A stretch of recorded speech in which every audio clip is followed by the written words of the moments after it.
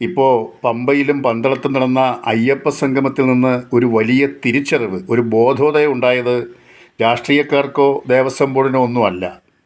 ഞങ്ങൾ പറഞ്ഞാൽ എന്തും അനുസരിക്കുന്നവരാണ് ഞങ്ങളുടെ അണികൾ.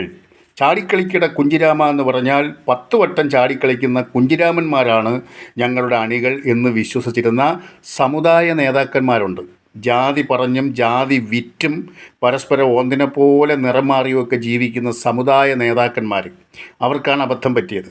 അവർ വിചാരിച്ചു വെച്ചിരുന്നതെന്ന് പറഞ്ഞാൽ ഞങ്ങൾ ആർക്ക് വോട്ട് ചെയ്യണമെന്ന് പറയുമ്പോൾ അണികൾ, ഞങ്ങളുടെ സമുദായാംഗങ്ങൾ അവർക്ക് വോട്ട് ചെയ്യും, ഇങ്ങനെയൊക്കെയാണ് വിചാരിച്ചു വെച്ചിരുന്നത്. പക്ഷേ ഇപ്പോൾ അവർക്ക് പകൽ വെളിച്ചം പോലെ ബോധ്യമായി, നേതാക്കന്മാരായ ഞങ്ങൾ പമ്പയിൽ നിൽക്കുമ്പോൾ അണികളായ മറ്റുള്ളവർ പന്തളത്തെ നിൽക്കൂ. അത്രത്തോളം ദൂരം ഞങ്ങളും അണികളും തമ്മിലുള്ള ഹൃദയബന്ധത്തിനുണ്ട് എന്നൊരു സത്യം ഈ നേതാക്കന്മാർക്ക് ബോധ്യമായി. അതാണ് അയ്യപ്പസ്വാമി നിങ്ങളെ പഠിപ്പിക്കുന്ന പാഠം.